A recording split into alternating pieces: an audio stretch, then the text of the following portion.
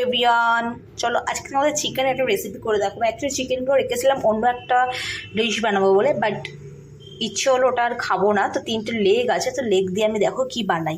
তো চলো দেখিয়ে নিয়েছি। এটার মধ্যে কিছু মশলা মাখানো আছে, আদা, রসুন, কাঁচা লঙ্কা, লবণ, হলুদ মাখানো রয়েছে। তো এটা ম্যারিনেশন করা ছিল, দইও ছিল ম্যারিনেশন করা। এবার এটাকে তেলে আগে ভেজে নেবো, ঠিক আছে। সর্ষের তেল দিয়ে নিয়েছি, তোমরা সাদা তেল চাইলে সাদা তেলও দিতে পারো। এবার দিয়ে দেবো চিকেনগুলোকে, আস্তে আস্তে করে ভেজে নেবো ছাকা তেলে।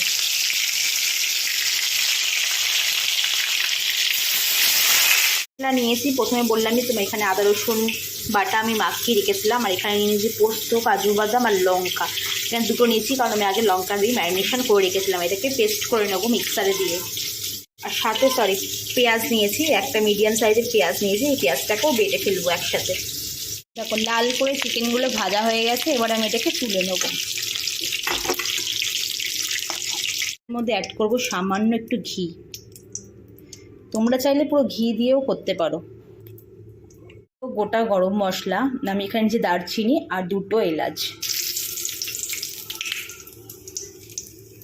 এই পেস্ট করা মশলাটা দিয়ে দেবো। কাজু বাদাম, পোস্ত আর লঙ্কা, পেঁয়াজ বাটা একসাথে দিয়ে দিলাম। তার মধ্যেই দিয়ে দেবো কাশ্মীরি লঙ্কার গুঁড়ো, সামান্য চিনি, লবণ, পরিমাণ মতন লবণ নেবে। এবার কষিয়ে নেবো, আঁচটা জোরে করেই কষাবো। কষিয়ে কষিয়ে কষাবো। এবার যখন তেল বেরিয়ে আসবে সামান্য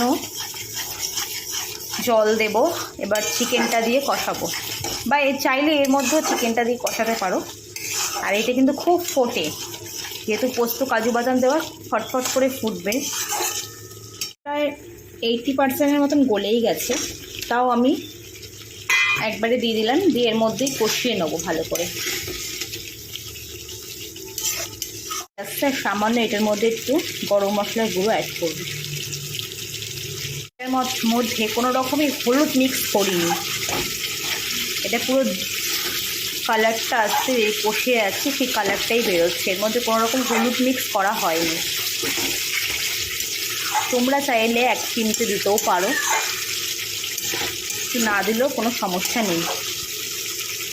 হয়ে গেছে, কারণ দেখতেই পাচ্ছ পুরো তেলটা বেরিয়ে গেছে। এর মধ্যে সামান্য পরিমাণে জল অ্যাড করে ঢাকা দিয়ে রাখবো কিছুক্ষণ, তারপরে নামিয়ে নেব।